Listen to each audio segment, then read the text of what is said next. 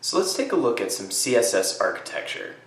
In essence, how do we control and style the style sheets themselves? We have a problem in CSS in that it's very hard to organize these sorts of structures.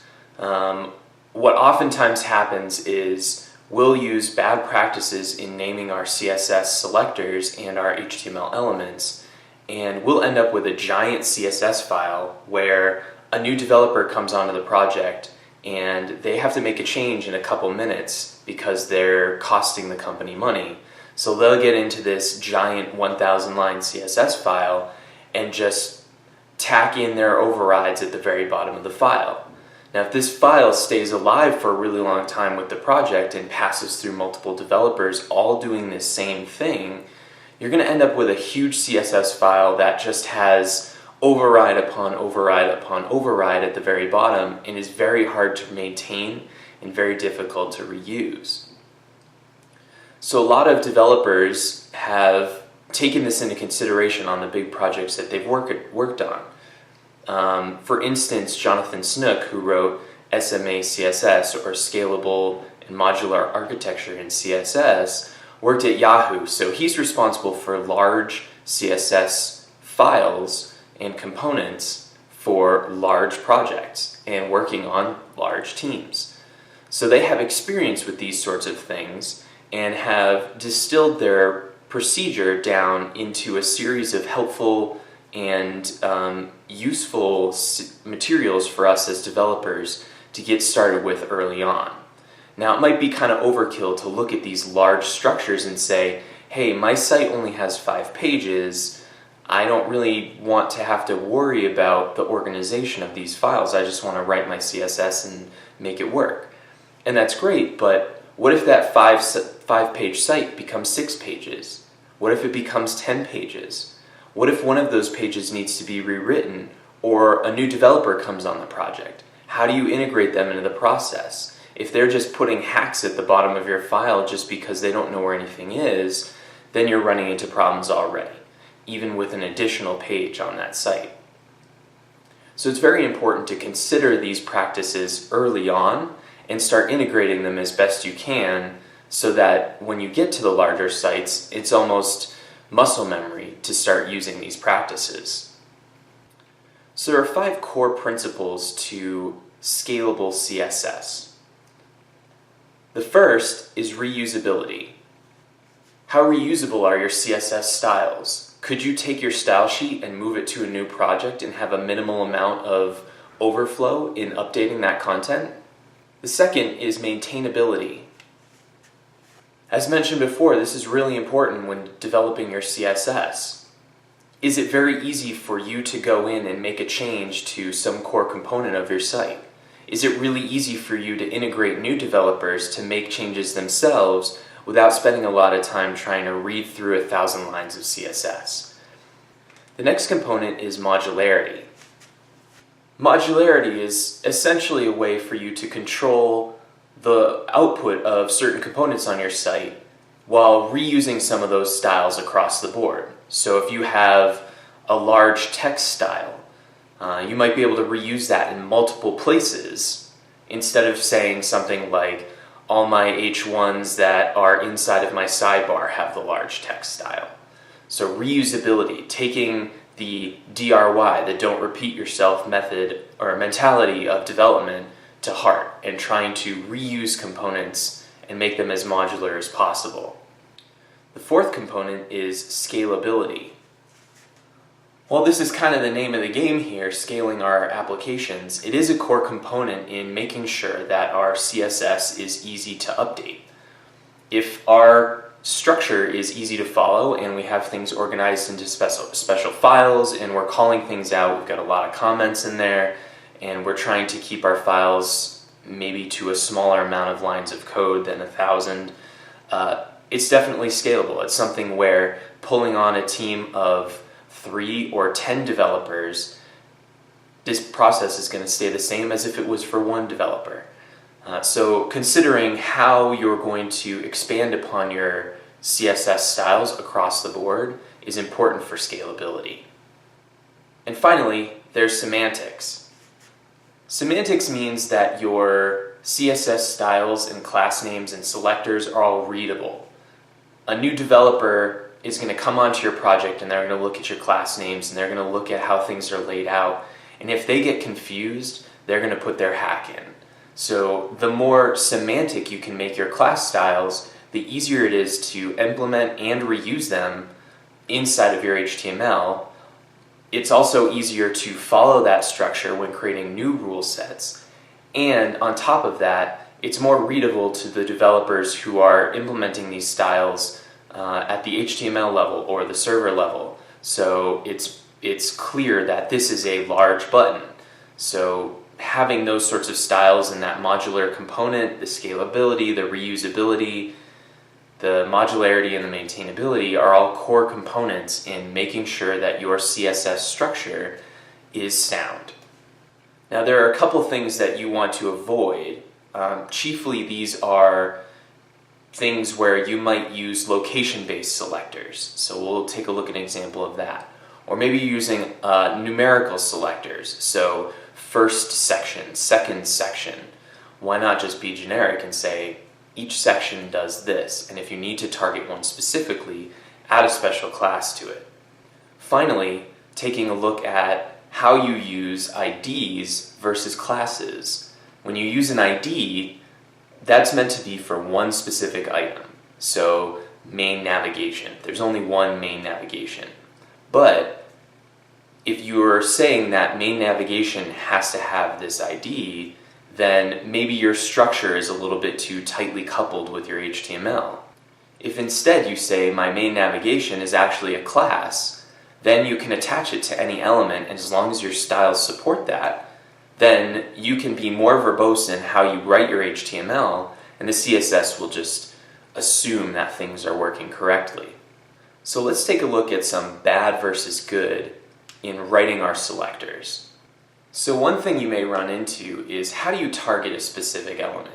It's very easy to write a long, lengthy selector that targets that specific element. For example, in this example, we're trying to target all ULs that exist within our main navigation that are also considered sub-navigation. Now, the nice thing about this is we get exactly what we want, but we've highly increased the specificity of this rule. Any overrides to this rule are going to require an even longer selector to force that override, or they're going to have to resort to using important. In this case, let's simplify the selector and make something a little bit easier and a little less lengthy. This is a lot cleaner. It's also more modular and reusable. Subnav could be on any menu in our page, and it could be at any nested level deep. We might be using OLs instead of ULs. So in this case, we've opened up the power of this one selector and rule set, and also decreased the specificity so that it's easier to override if we need to. So this is very specific and requires a tight coupling with our HTML.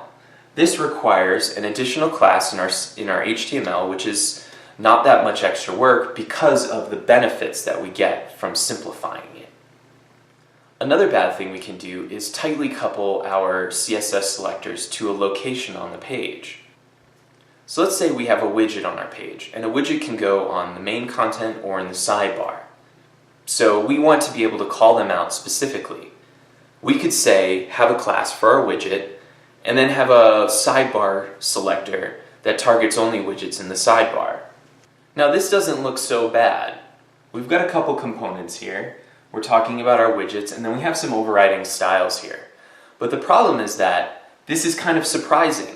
A new developer coming onto this is going to be surprised when the widget that they stick in the sidebar has a different style than when it does normally.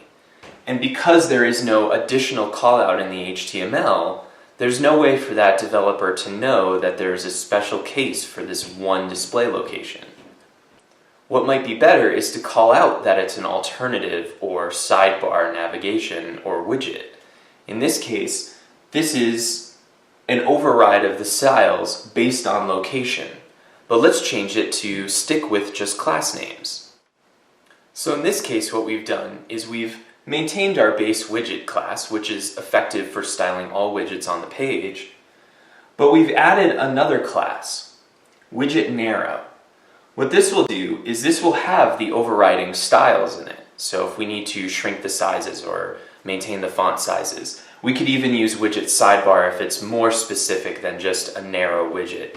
Maybe it's got some special styles that are specific to the sidebar. But in this case, our HTML class would be more descriptive. Being able to describe our widget like this, saying it's a widget, but it's also got the styles from widget narrow, means that we have more control at the HTML level about how this element will look. Plus, any new developers or editors that come into this page are going to see that it has both widget and widget narrow. Knowing that and expecting that, it will maintain styles from both of those classes. Now on the flip side, it's very easy to be too generic with our class names. Sometimes we might run into considerations of cross-contamination, where we overuse one specific class name and use location to decide which style it receives. If we have HTML that looks a little bit like this, just as an example, the problem here is that we may have a title class in other selections. So we might have it inside of a section, or we may have it inside of another sidebar element. So this may be a little too generic. In this case, we might run into cross-contamination where we're not specific enough when we create our selector for this title, and so for some other component, we change its font color to red. Then when we target this one, it inherits that red color, and we end up overriding that rule and making our styles and selectors more complicated and more dependent on each other. So in this case, it might be easier to be a little more specific about which title we're talking about here. Now we could do the title widget or the title sidebar, but we could also just make one rule for this specific thing if it's not going to be overriding styles of one core component, like a widget might. So we might change this to, now when we define these components inside of our CSS files, we can target the widget element and say this is its base styles, this is how it looks, and then we can separately target the widget title class. Now you notice that even though I used an H3, I still defined a class on it. The benefit is this could be an H2, or an H1, or an H4, and widget title could be generic enough to change maybe the font color or the border underline. And that way, the HTML and the CSS can both control how things look, and we can be verbose in both. So these are just some basic techniques for organizing your selectors and controlling how your CSS styles are put together. Of course, organization is really important. Where do those files go? If you read books like Object-Oriented CSS or Scalable and Modular Architecture for CSS, you're going to be finding a lot of solutions for how those folks organize their files themselves. They tend to make this a lot easier if you use preprocessors like Sass or less, because of the fact that you can actually write multiple files and still combine them together in the build process. So this makes it a lot easier for you to not have to worry about creating many little CSS files and worry about that HTTP hit, every request that goes up for the file. Instead, if you're using a preprocessor, you'll have one main style sheet that will just import your core components and import your modules and import your styles and themes. And that way you don't have to worry about that minification and multiple HTTP requests. So you'll find a lot of solutions for how to organize these components. It's much easier to have subfolders and say, these are my core styles where I define all the base styles, like all anchor tags, all header ones, all header twos. Anything that really doesn't talk too much about the element specifics, but maybe focuses on the core reset of your page. You also probably have some sort of normalized CSS included there. Then you'll break your components out into things like widget and navigation. And then you can componentize your theme by having that in a separate location where that defines things like colors and font weights and fonts and things like that. That way you can take at least the core and your components files and move them from project to project.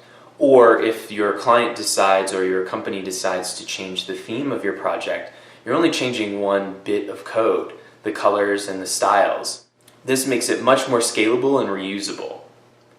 So understanding how to organize your files at an early stage, it's going to take a little bit of work when you first get started with it because it is a lot of planning and forethought. But the more you do it, the easier it becomes and the better off you and your teams are.